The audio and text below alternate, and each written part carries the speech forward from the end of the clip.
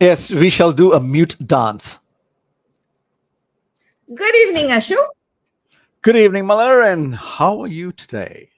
I am very good. Thank you very much. I'm very excited about today. Tell us more. Why? Why? Because one is we are co-hosting together. Number Okay. one, today is a topic that is, I would say, rather it's a stretch for me because I'm not very savvy with technology. So, just preparing for today's session has been exciting for me in a way that it Mhm. stretches me. I feel like I've been able to learn a lot, just talking to you and trying to prepare for the show. So, I'm really excited about learning and the potential of sharing this, with people who tune in today and who would be listening in tomorrow, because I'm sure many people are grappling with the idea of technology, and Sure. today's topic is technology, productivity, and well-being. And Ashok, over and over again, when we look at these topics, what is really interesting is that I think we are being continuously pushed to increase productivity, Okay. right? Every year, you don't see us saying, okay, we had enough, we are doing well enough, right? Every year, every other business is saying, okay, what do we do more? How can we More. get to that more? Which is, yeah, productivity. But what comes along with that almost all the time is that we want to increase productivity. And what we hear is that we are reducing resources available. Mm. Okay. Okay.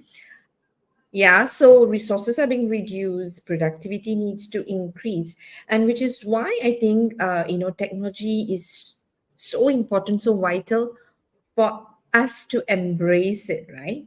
Because while we're Mhm. doing all of this, right, it when we try and increase productivity and we try and get more out of people, I think one natural thing that will happen is we might end up working harder. We might end up driving our people a lot more than we should, or Okay. ourselves, which Okay. then affects our work-life balance and our well-being. So, if you look at LIFA and if you look at the kind of topics that we've been talking about, it's a consistent struggle, right? Mhm.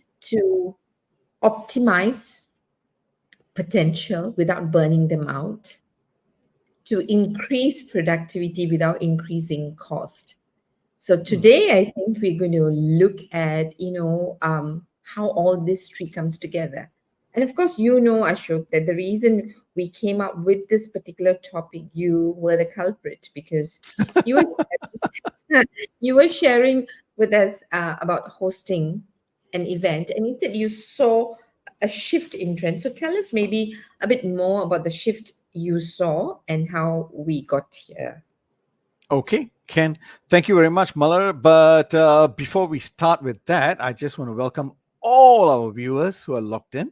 And if you're wondering what the show is about, well, this show started in 2022 with the grace and blessing of Muller and Sham. Sham, who's not here, but who is in the United States at the moment, right? Leadership in Flow Asia, where they said, hey, you know what? Let's have conversations about leaders in Asia and what do they do differently. And as we started discovering and having conversations with them, we started identifying like, hey, you know what? These guys are the leaders are also looking at personal growth, their team growth, and also the business results, And we're always also seeing consistently that a lot of leaders are becoming more self-aware on what needs to be done differently, especially since 2020. All right, so just to give a context to all our great fans who have always followed us for the last 3 years. All right, so to answer your question, okay, so this is what happened. Last year, 2023, I was invited to be a host for HRM Tech Festival. All right, so this is one of the premier events in Singapore where a lot of HR people and technology people come together. So there were many speakers, and I was hosting one track where I had, I think, about 20 over speakers over 2 days. And last year, 2023, what I found very interesting was there was a lot of buzz about AI. Okay, not surprising, right? Because 2022 November, that's when OpenAI released ChatGPT. So then everybody just jumped on the bandwagon and everybody was in a buzz about AI. I mean, not correctly use the term, but you get the picture. Yeah. So there was a lot of curiosity and buzz about AI in 2023. So a lot of the speakers who came on board, I think almost 85% or thereabouts, would be speaking about the features, the benefits of AI, and how it can be used, and so on and so forth. So that was what I saw last year in 2023.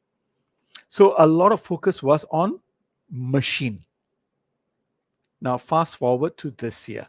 I was again invited to host a group of speakers. I think this time around 10 or 11 speakers over one day this time. Uh, and this time around, I saw something quite different. Sorry, my dogs are getting a little bit excited. They want to get into the show. So this year, what I saw was something a bit more different. People were still talking about technology, but a lot of the focus was how can the technology be applied to get results. And in fact, all the people who spoke, almost everybody who spoke, they also spoke about the need to have the human element in technology. Yeah. So that is why they were talking about remote work, flexible work arrangement, fair workplaces, I never heard anything last year. Right. So this year, then I'm hearing a switch in terms of it's human and machine. So last year, a lot of focus was on machine, and this year is the focus is on both. So I thought that was a pretty interesting switch where people were talking about let's put the human in the center, right, and look at how to use technology as an enabler. Yeah. So that was a shift that I saw, which was quite interesting because when I started looking at that, I said, you know what, technology will still be the driver for efficiency and growth. And I think we have seen that since 2020. I mean, it was there way before. I think 2020 gave the confidence to a lot of organizations and leaders that technology can be an enabler to help us with efficiency and productivity and all, right? So it will always be a driver. Technology is a driver going forward. So I don't think we're going to see that disappear. Now, what is happening at the same point of time is a lot of leaders are looking at productivity.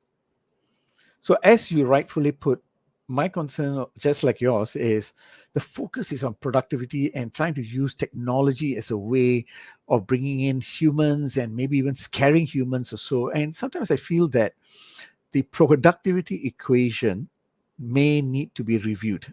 I was reading the Mercer document that you had sent also. It appears to me that the productivity equation for the longest time has been always, okay, I'm putting it very straightforward, is output divided by input, right?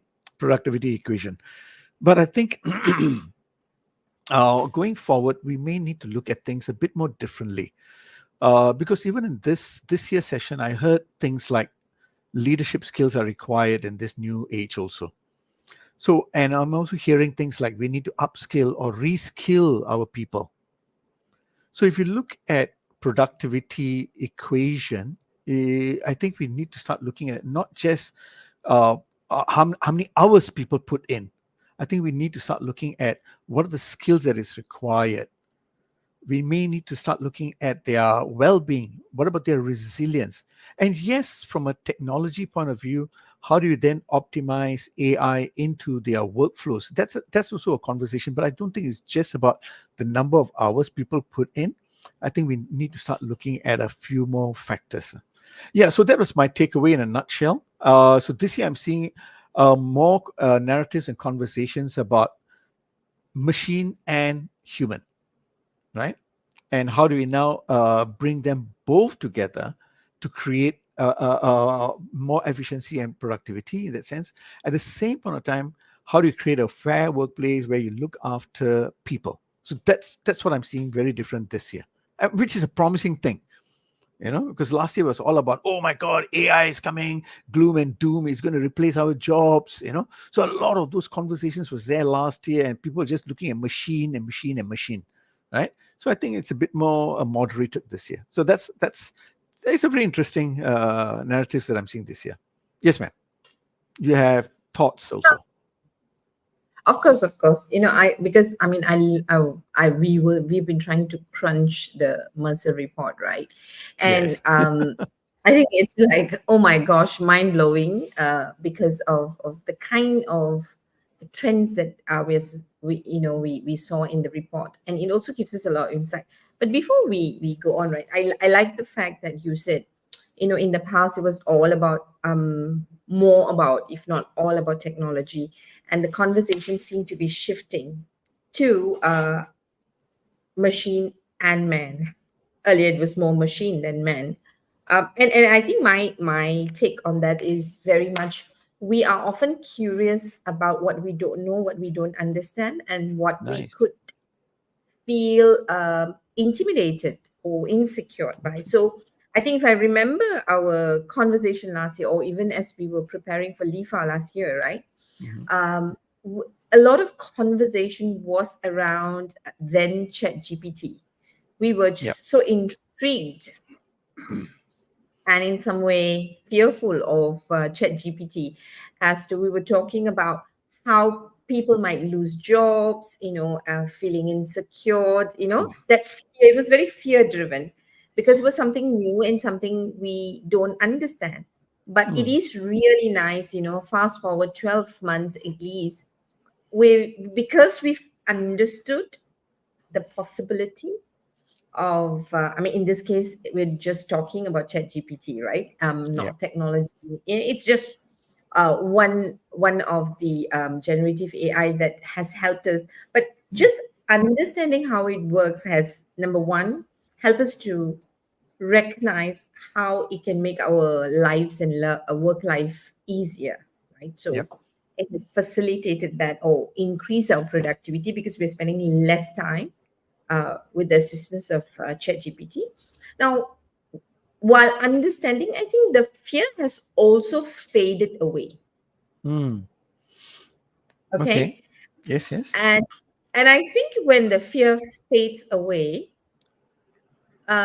we are now okay to bring back our focus on perhaps what we think we don't understand, which is back to men, or people, right? And I think what is really interesting is the Mercer report and the report by Microsoft, Will Hmm. AI Fix Work? We're going to share some bits, and we're hoping that, audience are watching will ask us questions, right?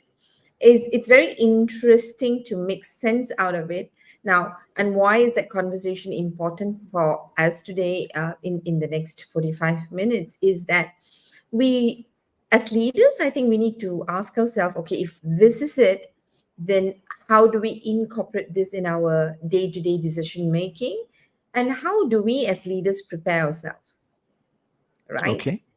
And I think that's what we're talking about. So maybe I'll just share this first, Okay. Ashok, right? So if you look, I think one of those things that, with the technology or without technology, right, every other time we are looking at how to keep employees engaged, Hmm. because we know engagement directly impacts productivity, Okay. right? And we see the trend shifting year in, year out. Either we see patterns, increasing pattern or diminishing patterns, right? Now, so again, this is from Mercer. So what's interesting here is that what really makes a difference to employee, according to this report. So for those who want to download this report, I've already put it in the comments, so you can just click and download it, the full report. Yeah. So we're going to just share bits and pieces to see how we can connect the dots and take back what we can take back. So, I mean, we understand, right? Financial stability, is really important, because these are basically our basic needs. And then we've been talking about psychological safety, Yes. right? It's been an ongoing conversation in the last 2 years, a lot, plus with, increasing conversations around diversity and inclusion. Mm-hmm. Sense of purpose has come up more and more in the last 12 months. Meaningful work, sense of purpose, right? So it's coming up again. And of course, now digital enablement is always there, skills growth and job security. So what I'm taking back from this, Ashok, and Mm-hmm. I'd love to hear from you, right? Um, it's very interesting to see how so what you said about conversation that has shifted is showing up here, Yep. right? Psychological safety and sense of purpose, right, directly attributes to what it means to have people skills, what it means to the people's what actually motivates people, what keeps people engaged. And we didn't have much of these conversations here because we were very busy trying to catch up with technology. Right. Now that we are caught up, I think we are able to pay attention to what truly matters, right? And I Mm. always think that when we look at surveys and results, we ask for what we don't have. We Okay. don't, we're not curious about what we think we already have, right? Mm-hmm. So in the past, we were curious about AI and technology, and now we are curious about, how do we engage people more since we are more settled with technology. So if you look at sense of purpose and psychological safety as leaders, I think this is really, ensuring we have the people skills, right, to lead. And if you look at skills and growth and job security, this basically ties in the bit on, I'm recognizing that I need to reskill myself or upskill myself. That's very clear Mm-hmm. because we don't have to now create awareness about reskilling, upskilling, because employees know that it we become irrelevant if we don't grow, Right. right? Now, then what happens now is that as leaders, right, how do we now make sure that the dots are connected and we're making the right choices, and what sort of decisions and direction do we give, right, in our organization so that people continue to stay engaged and relevant Mm-hmm. business, right? So that's what I'm seeing here, Ashok, and I'm sure you'd have other things to add on before we share a bit more statistics. No, no, you're absolutely right because I think the fear factor or the curious factor, mixture of both, right? I mean, there's still some buzz about it in some chat groups that I am. There's still about, oh, it's a Terminator world and all. But I see by and large, a lot of people has moved on. They started experimenting with it. And for those guys who have WhatsApp, you'll notice there is a generative AI in there already now, right? So there's things like Gemini, there's things like Copilot, and I can't remember what's the name of it in Meta, but yeah.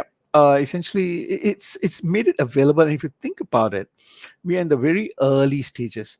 What generative AI or ChatGPT in the beginning, right? What ChatGPT did was it accelerated the way we get information.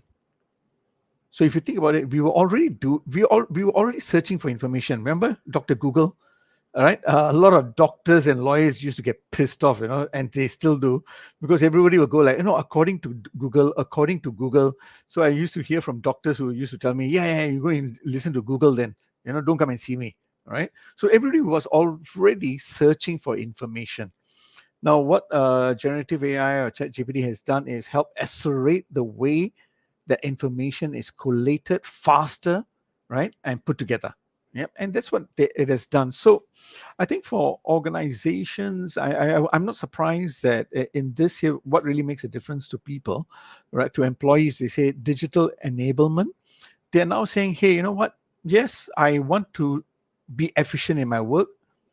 I want to know how to use tools to make it efficient because they're already experiencing it. Whether if you have Instagram, WhatsApp, Facebook, anything, right? They have already experienced some level of generative AI. So if you remember, even before ChatGPT, if you had Gmail, right? If you were replying to me, you would have said, if you went to reply button and you went there, dear, automatically my name will come out, right? That is part of generative AI anyway. So it's just that ChatGPT put it out there and labeled it and made it accessible. So it has already been around. So, and I'm not surprised that employees are now saying, hey, you know what? How can I use this to make my work better? Or how can I use digital? So one thing is great is people are moving away from the fear, because I still remember, let's divide the world before 2020 and after, right?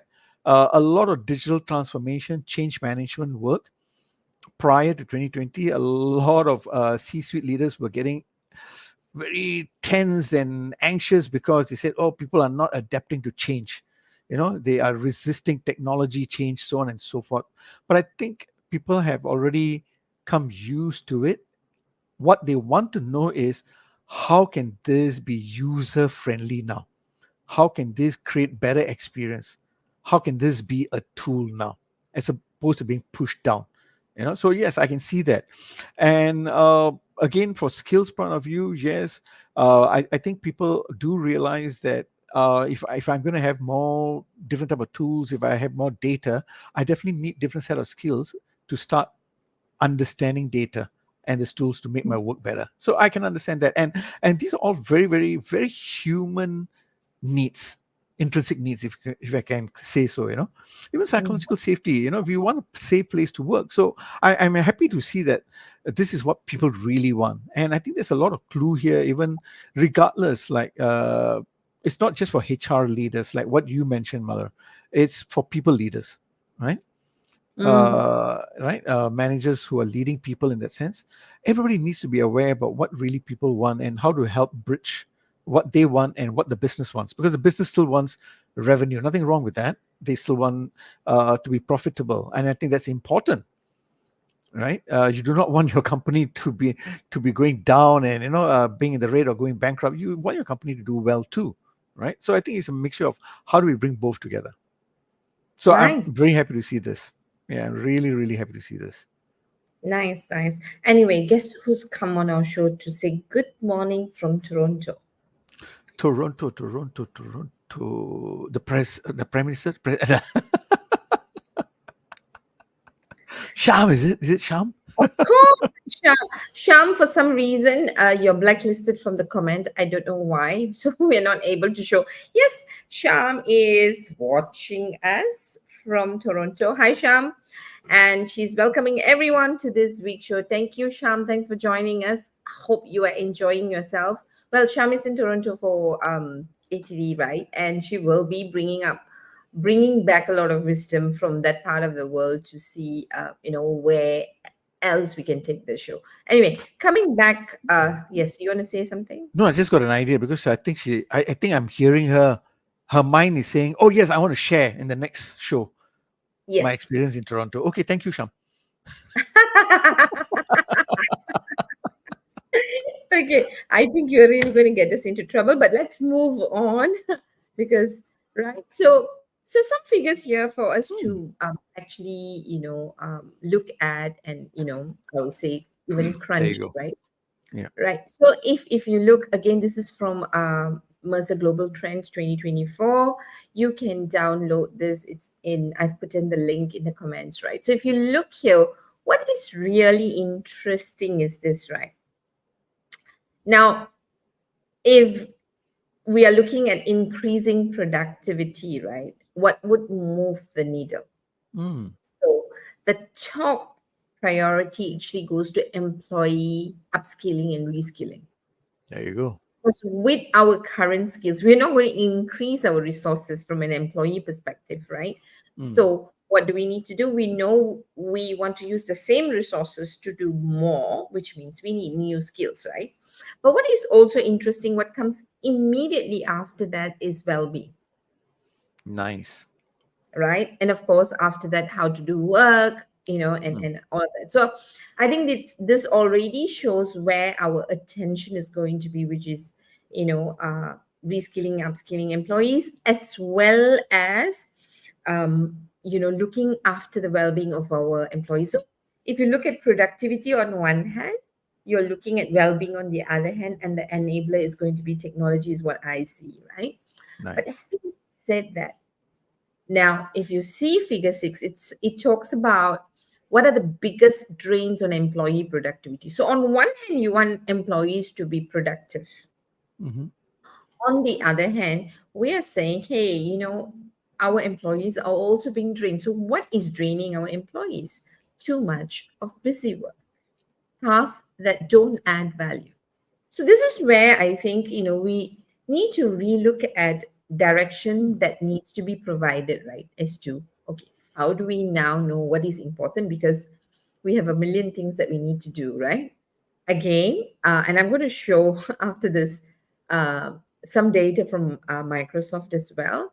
Too Okay. many interruptions, i.e., not enough thinking time.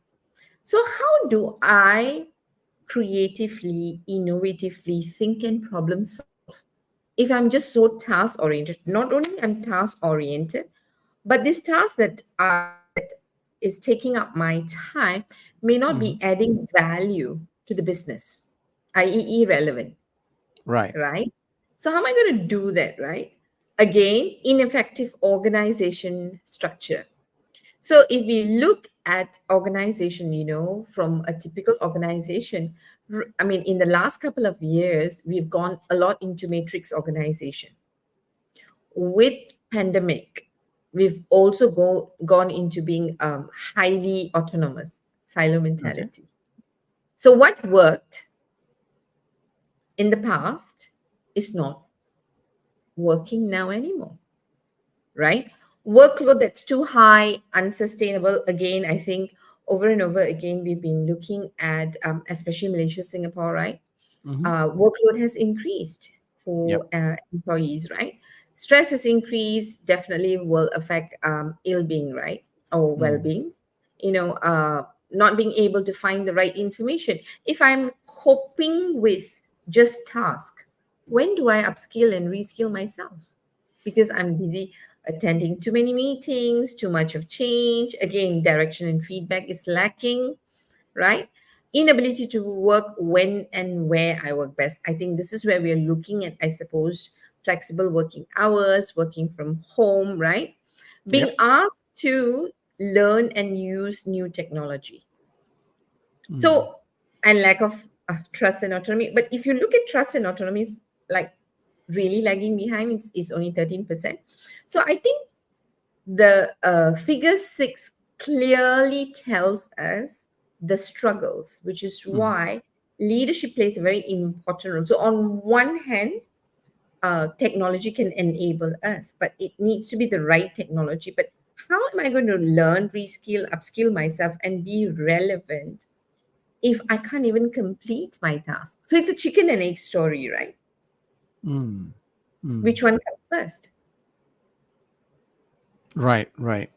No, this is very interesting because I'm looking at figure four, the top three, and figure six, the top three. And I do see there are important correlations. If I just look at figure four that says process optimization and workflow management, and this is where I feel that you can actually augment with technology or even generative AI. What do I mean by that is, yes, it's probably time for us to relook our processes to see which tasks are mundane.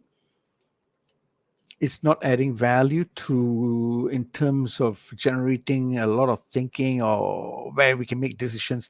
There are certain tasks which are rudimentary or very mundane in that way, repetitive. So some of these things, can it be automated?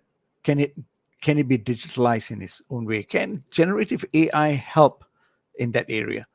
So I think it's time. I know it's a big ask for some people, but I think it's breaking it down into, let's say, a small function, a small department, and just looking at one workflow first, and looking at it. Okay, which of in this whole workflow, which part is mundane, which part is repetitive, which can be replicated by AI. I think that could be the first step, because when I look at the process optimization, workflow management, it goes also into the reskilling right? And it also goes into too much of busy work on figure 6, because there could be some tasks that you're doing that is not adding value, right? So I think this gives organizations or leaders across the board, whether it's SME or MNCs or so, to start looking at the workflow. And I won't recommend you jump into the whole organization first. Take it at one function maybe at a time. Look at certain tasks first, and then start asking the right questions around it. Create small groups or of someone who's a subject matter expert, somebody who knows how to ask the right prompter questions for AI, and of course somebody from the tech side to be able to build it together. But start looking at the process itself. I was talking to a person earlier. What she has done is she's realized that a lot of her colleagues were stuck with looking for information, time wasters, right? Too much busy work, right? Tasks that don't add value. If you think about it, it is because there was a lot of information they had to gather.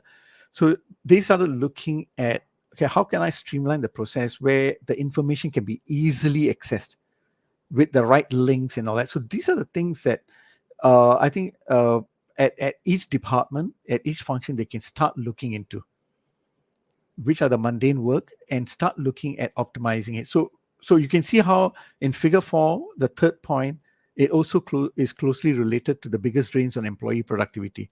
If we start optimizing this busy work, it will then release more time to do the thinking work, thinking time, trying to see where else I can add value. So that's how I see it. So I think it's very good, and that also then goes back into upskilling, reskilling. I love these two figures, figure 4 and figure 6. I think we can have more discussions on this with different of our leaders that we can bring in for the next 6 months. Yep. I can hear you, ma'am. It's also giving us direction as Yes. to where our attention should be, right? In fact, Mm. just as you say this, Wait, right, wait, that just that's before that, Mala, if you go back to that, I know this is a point that you have always been talking about. If I look at figure 4, I have a question for you. When we say employee upskilling, reskilling, now sometimes in the past people talked about talent, right? mm. Okay, and then they say we got to buy talent, or the talent is the top 20%. Do you think that thinking may need to shift? I don't you, know. you you're just trying to Corey, yeah, I'm trying pour to it, get you in whatever. hook, line, and sinker, right? Yes, put me into a conversation. Well, I think so. One thing that has bothered me, and I think you know about it, is that how long are we going to depend on the top 20% to drive the business? Hmm. And I think that being intelligent, are we going to accept that we are going to continue to grow and optimize and increase our productivity? How much can you get out of top 20%?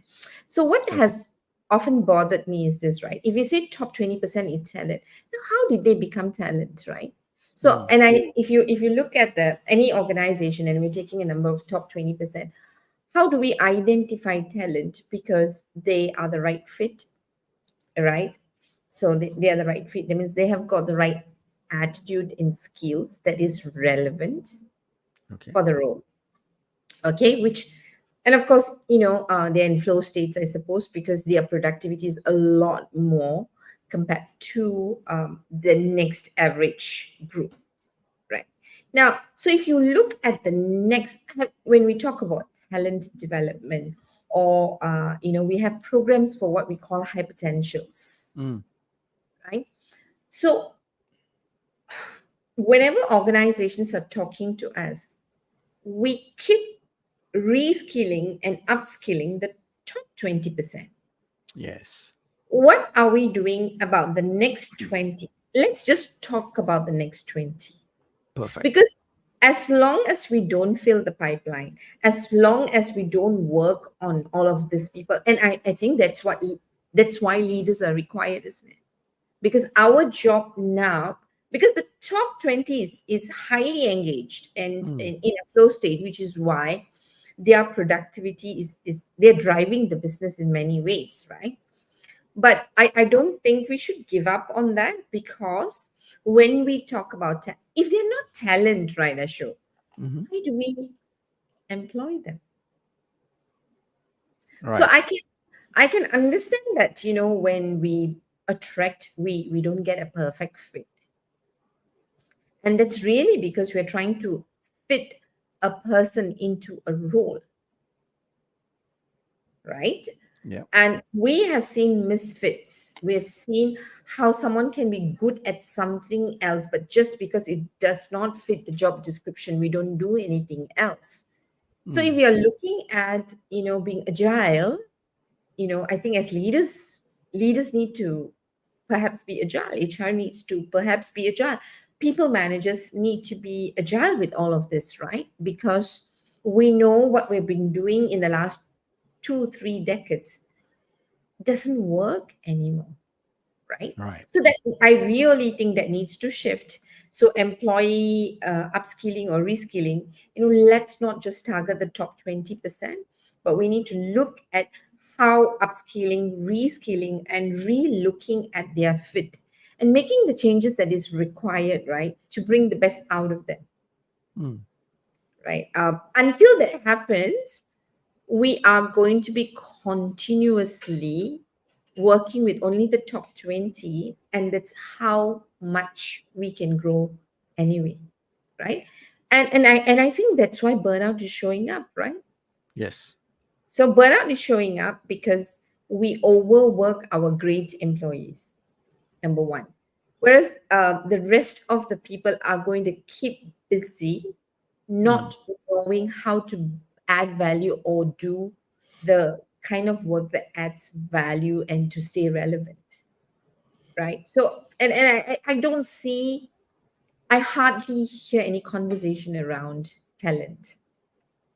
The next 20, Kellen. Yeah, the next 20, we only have to look at the next 20, right? You know what, Malar, you're starting to inspire me again, right? No, what I mean by that is I'm going to start advocating for the next 20 now. No, Nice. let's whether it's through your LIFA festival, learning festival, whatever it is, right? Maybe the next topic we're going to come up with sometime in this year, so the next 20, you know, because there's a lot of potential there. There's a lot of potential. We just have to review. We're all humans with a lot of potential. We just need it to be ignited. We need to ignite the possibilities in all of us, you know. And how do we do that? I mean, we've got all the data from Flow Profiler by looking at resilience, by looking at motivation and emotional intelligence. There are a lot of tools out there for us to be able to do that. And I think it's time to bring in the next brigade of the next 20%. Yes. Yeah. And that actually brings us very nicely to the next slide, right? What helps employees thrive at work? Now, if you and we've been Wow. seeing this quite a bit, right? The number one is working for an organization with a purpose. So this has been trending in the last couple of months at least, right? Mm, People are looking for meaning and purpose now. And like what I said earlier, people look for what they don't have. I think, right. to be fair, since pandemic, we've been just coping with how to survive. And when you're surviving, you don't ask for purpose because surviving becomes your purpose. Now that we are settling down with actions and Mm, activity and task, we're settled down with back-to-back meetings, we've settled down with the new way of working. People are now settling down with the chaos and saying, okay, how do I live my life meaningfully? Why do I do what I do? People are looking for their whys. And this has become the number one reason, or the right. number one factor that people are looking at thriving. So I think this is a positive thing, because when people are looking for meaning, that means, like, if I look at Maslow's hierarchy, they are now, in the space of intrinsic motivation. They Yes. want more than money. They want meaning to drive their focus at work. Now, if this is the number one, but if you as you can see with most countries, right? Singapore is there at Hmm. number one. Okay, I suppose Malaysia might be in the SEA numbers, right? Now, but the thing is right, what are people telling us? People are telling us that my job is important, not just for the money. I want to make a difference. Now, that's for me, it's a fantastic sign, right? Right. Because you are now which means that you won't be able to buy talent. We probably have reached a plateau about buying, because Hmm. organizations are now a little bit more cautious about the cost, because every time you buy talent, your cost increases. Right. All right, and if the cost increase does not follow productivity increase, right? So at some point, it would stop making sense, right? Hmm. And I think people also recognize that I'm not going to jump from one job to another job for whatever amount of increment, because I think I have enough for my livelihood, which was the number one. I've got my security. Now that I'm secured, I want to look for meaning, Hmm. right? So for me, I see this as amazing good news. Hmm. But what we need to understand is this: if leaders are not used to driving the workforce with meaning and purpose, we're now going to have a challenge. So if you look at number two, number three, number four, number five, it's all about engaging people's hearts at work. Hmm. All right. Okay. Hmm. Before you look at the support system, which is number six, and then we go into well-being already. Right. Okay, so this is interesting. Because I was looking on the left hand side, the top three first: working for an organization with a purpose I'm proud of, a sense of belonging, number two, and number three, feeling valued for my contributions. So I looked Mm-hmm. at those three first, and then I just mapped it very quickly, glance across all the different countries or the regions that they're talking about. So just yes, there are a few countries over there that says they want to have fun at work, a manager who I can trust. I'm assuming that's maybe a bit more cultural, but by and large, if you notice, one, two, and three comes up in different rankings, but one, two, and three comes up in the top three Yeah. at all different regions. And to me, that's a very, very clear sign. Now, earlier on, you said people are looking for meaning more than money. Okay, that one so I think I need to rebalance this a little bit. I think money is still very, very important, especially in a time where there's a cost of living and inflation and everything is very high, right? I think people are looking for being paid fairly. So the money part of it is still important. I think together with that, what they're looking at is how is my work creating an impact. So that is what people are looking for: the contribution, the purpose. How am I making impact? How is my work actually adding value? You know, and that's this needs to be very clearly articulated. We cannot assume that people know what's the purpose of the organization. We need to really clearly articulate it. We need to dig out stories from the teams, from the organizations, on how our products and services are impacting people positively. We need to show people, we need to not only put in the dotted line but show them exactly how things are panning out, and that is what people are wanting. And if you think about it, going back to this slide also goes back to the very first slide that you showed, where people want a sense of belonging in terms of psychological safety. They want the income, financial stability, a sense of belonging and all that. It's yes, they have financial stability, psychological sense of purpose. There you go. you know, it's the narratives are coming back very clearly. So now, if I go back to what I said much earlier, right, where the productivity equation, if you look at output over input, I would say the output has to be very clear. The output cannot just be about revenue alone, it has to be about the impact to the customers also. It has to be articulated with different metrics, just not revenue numbers, you know. While we look at the input from skills, from resilience, from optimal well-being, and all of that, but the output has to be very clear. So this is a very good chart, figure 10. Yeah, what helps employees to thrive at work. And we've been talking about this, but I think now we are really hitting it home post-pandemic, like what you mentioned. Thank you very much for this, Malar. Thank you. I think you've been pointing us in the direction of the latest reports. So, I mean, I think when it comes to rewards, I think the assumption is when people feel they are fairly paid, number one. So one is fair salary. That's what is considered fair Mhm. in the industry, number one. Number two is also, I think, I saw some stats, at least in Malaysia, where salary was number one, Mm. and the reason stated is the inflation rate, Yeah, yeah, I can right? understand that. Yeah. So what?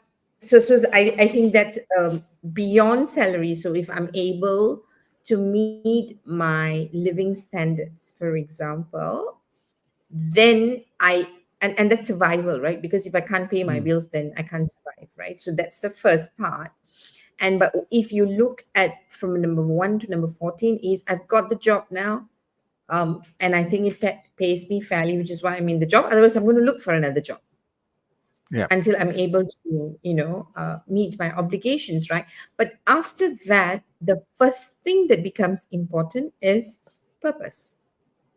Yes. And purpose is not just the purpose work that we've been doing is, it's not just about the organization, but I need to know how I am contributing. So if you look at number 3, now tell me Yes. how my role contributes to the purpose and to Exactly. the numbers. Because I just don't want to be a number. I want to be a person who makes a difference, and I want to Mm. know what is my contribution and how I'm making my difference. Now, how do we do that, right? I think leaders need to have more conversations, Yes. because one of those things that's showing up, I've been doing some work with organizations that's really looking at that are paying very, very close attention to their engagement surveys, right? Hmm. And they really work on increasing the engagement, right? So we've been running some workshops. So what is really interesting is that we're looking for low hanging fruits, right? And usually when I turn up in these classes, one of the first question I ask them is, really, how often are you talking to your people? But if my Yeah. calendar is full in a 12-hour job, okay, in a 10-hour job, I have 10 hours of task to complete. When do I then have conversations? If I'm burnt out, Mm. what is the quality of my conversation going to be? Yep. Right now, some organizations are really, really proactive, and what they do is that they make sure you schedule the one-on-one, Hmm. right? But even in scheduling the one-on-one, right, if you do not have the time, if I don't even know what you do every day, Ashok, if you're reporting to me, what's the kind of conversation I can have? Especially if you're working remotely in a matrix organization, right?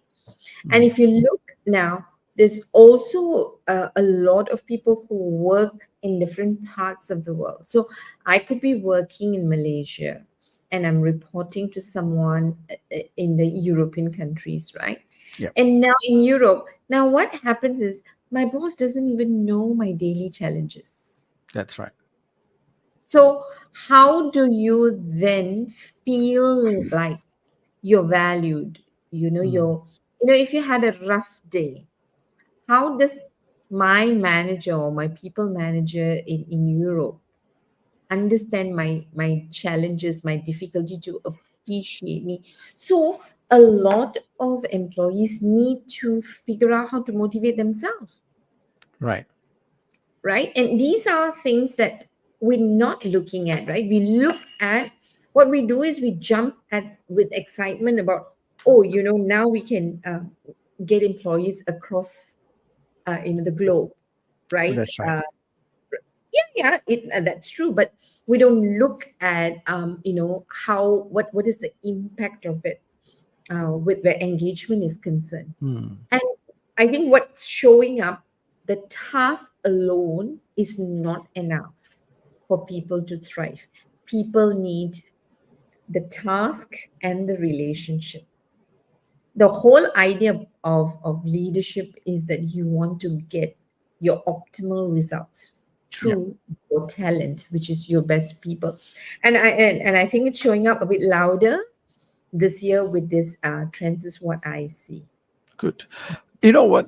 What you've just raised is a topic about, or a question that I have, is around what skills do then leaders need? So one thing I'm hearing from you is they need to be able to hold the various conversations, especially around people's challenges and understanding people a bit deeper. So with this trend, what other skills do you see that leaders would need? In fact, I'm instead of saying what do I see, what I think is, when we talk about muscles, you lose Okay. what you don't use, right? Hmm. So if we just look at what leaders had to cope and employees had to cope with, I mean, we got to be fair, right? So if you look at the last 4 years, pandemic again, right? We've just been busy coping how to survive, chasing Right. numbers. So if you look at during pandemic, the first 2 years, 2020, 2021, I mean, all of us just are glad to survive, lah, right? So Right. nobody asks those questions, right? Come 2022, 2023, where we went back and forth, what is the new normal? I think the new normal actually really only set in 2023. That's last year. Yep. Now, in the last 3 years, if you look at the leaders, I mean, we've met various leaders either in our show or personally, right? Now, some leaders had to really cope. So did the employees, Mm. who had to really cope. In all of the coping, right? How often do we hear people having regular meetings? So the disruption happened because people work from home, people work autonomously. So people have become very autonomous, Okay. right? When that happened, we celebrated. But what we didn't realize is that when people work from home or autonomously, we need to now consciously engage them. Because when people came to work in a particular place, there was a lot of things that naturally happened. Communication was better in some ways, because if you are having a call with a client and you're having difficulty, you don't have to send me an email to inform me. I would know that. Right. Today, you need to remember to bring that up in meetings, because you won't know what I'm experiencing, what are my challenges, right? Or even if I do well with a client, for example, or in a particular task, Hmm. right? You won't be there to first celebrate with me. Number two, we can't share best practices, right? So we don't realize what are the bits that we've lost in terms of shared moments to learn skills, to gain experience from our colleagues, Right. right? So these are little things, number one. Number two is, I also think there's been a sense of detachment when I am not at my workplace, which is why you realize this year, and a sense of loyalty. Now, that's why this year, if you realize that, organizations are recognizing that and say, "Eh, you know what? I know I want to give you flexibility. I know I want you to work autonomously because all of that increases productivity. But I also know that I need to have you back in the office twice a week." Mm. Because how then do we bring people together to be connected with each other, to find a best friend at work that Gallup Right. measures, right? So I think generally what we do when we are coping is we look at the burning platform, which is the right thing to do. But when we don't have a burning platform, sometimes we forget to look based on the attention and the choices we made, what are the possible impact. So we don't look at it until that becomes a burning platform. So Right. it's not either or. I think it is how do we get the task done while engaging people. All right.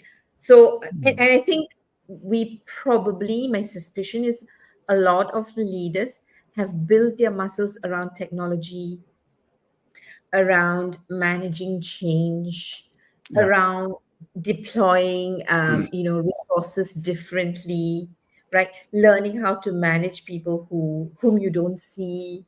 So these are skills they had to learn. We all had to learn, right?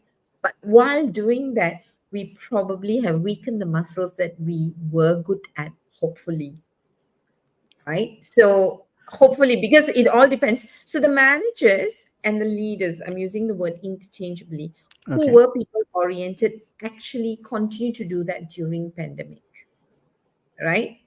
And the results didn't change. I just want to, oh, we got 3 more minutes. I talked too much. Two things, two things, and then I'll pass it to you to close, right? So I picked this up from Microsoft, right? So what is very interesting is, how people have accepted AI as important, right? So this report shows, aspirations of what AI can do in 2030. People think it will save time, we'll work smarter, we will end information overload, we'll banish busy work, which is fantastic, we'll solve search and unleash creativity, right? So for me, this information basically shows us that, hey, we are now embracing technology and AI per se, with a very big heart to say, you know what, you are here and you're going to make my life better, which is the battle won, right? Because it's not creating insecurity, but rather we know it's going to enhance the quality of our life and our output. But what is interesting is AI's productivity promise. So if you look here, AI in the past or last year when we were talking about the buzz was very much, oh my goodness, people are going to lose jobs. Yep. Okay. Now, what's interesting here is that now we're looking at it as different. It's an opportunity. We were seen as a threat, but now we are experiencing AI as an opportunity. What is the opportunity? Hey, if we embrace AI well, it's going to increase our employee productivity, which means that if we can use this to increase our employee productivity, profits will increase, our resources are the same, and hopefully we can reduce burnout Mm. and give people what they want, which is employee well-being. I mean, then again, right? I think we got to be very, very careful, because what usually happens is this: you bring in technology or you bring in a tool to help people to cope with more better, and then we give them more to cope with, which means the cycle of being busy and being task oriented is not going to shift unless we say we're going to bring this in, but this is really to give you back your Nice. work life balance. Nice. I love it. I love it. Yeah. So thank you very much for that, Malar. I was going to say Sham, but oh yes, yeah, there she is.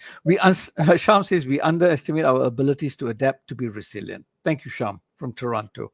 So yes, so Malar, in summary, what we have talked about is it's not a binary world, pun on technology, but what we need to do is we need to look at both technology and the people.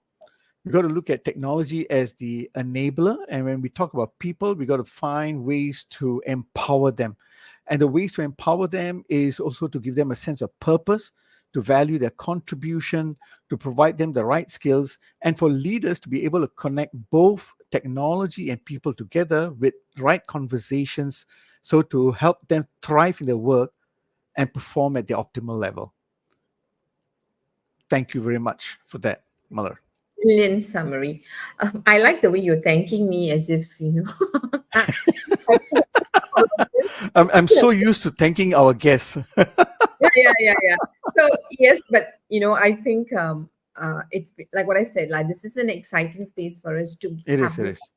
but its own data is only as good as we direct our energies in the right space. So Mm, I'm looking forward, and I think we're going to look out for guests who can enlighten our audience in the right direction as we are learning together, to yep. make sure that Leadership in Flow Asia, we want to bring about good content that will help us to cope better with the leadership challenges that we have Right.